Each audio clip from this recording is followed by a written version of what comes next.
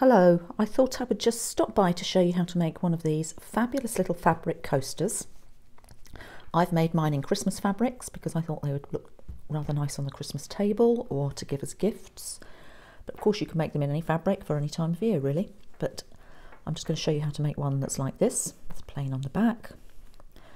So what you're going to need for each coaster are 5 squares of cotton fabric, something like a patchwork fabric.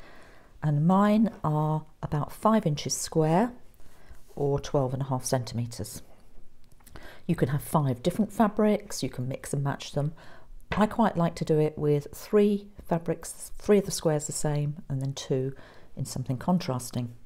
So what we're going to do is take one of the pieces away and that's going to be your base, so put that to one side, and the others you're all going to fold in half to make rectangles, with one nice folded edge there, and then the other 3 edges will be raw. So I'm going to do that with the remaining 4 pieces. So I've got 2 in each of the fabrics.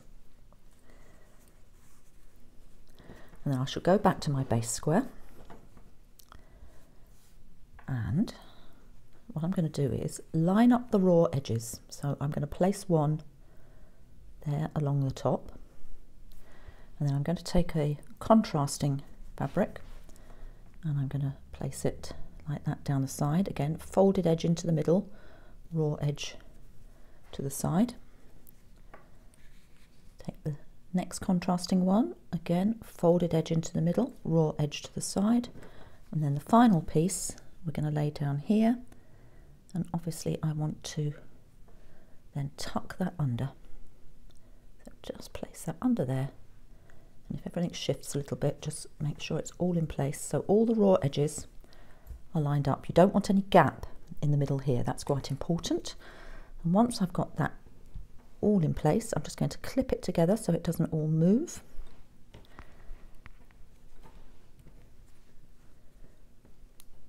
Always easier said than done to do this when you've got a camera in the way.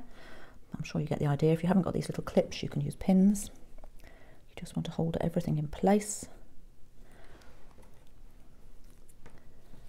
and then once you can move it, I can't find a 4th clip, but you get the idea. I'm going to go over to my sewing machine and I'm going to take a thread that matches one of my fabrics. I've got a red thread in at the moment, and I'm going to stitch a seam about 1/4 of an inch in from the edge all the way around the outside along these raw edges. So I'm going over to the sewing machine. I'll do that now. So I've just stitched this little seam around the edge here, which I'm sure you can see that. Probably clearer if I turn it over. And now what I'm going to do is just clip those corners to make it easy to turn. So quite close to the stitching.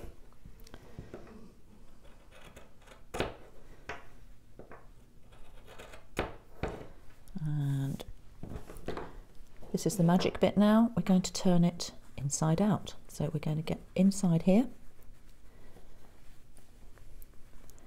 and turn each of these 4 corners out to the outside.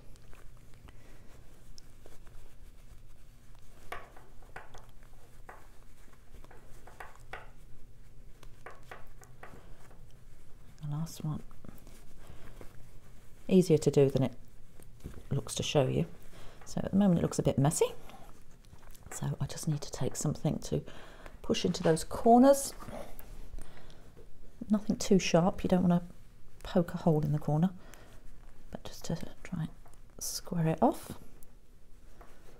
That one's not too bad.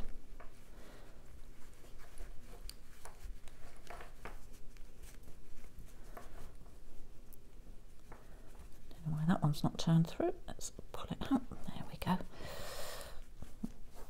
So you've got this nice little checkerboard effect. And then what I like to do is to cut a piece of wadding or some sort of interfacing that will just slightly smaller now. And I always wait to this stage because if you attach it when you're doing your stitching, it gets a bit bulky. So I've got that. That's just going to fit inside. So the next tricky part is to push that inside so that it lies nice and flat, which Again, you might have to fiddle around a little bit to get it. It has to go under 2 layers. So take a corner. Sorry, you're losing my hands on this video, aren't you? Push that one in. Once it's in place, it's easier then to pull it and make it lie flat. Once you've got that lying nice and flat, you make sure it's sort of tucked right into the corners.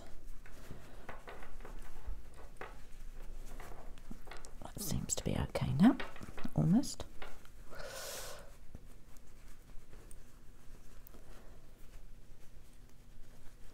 That corner there doesn't want to go.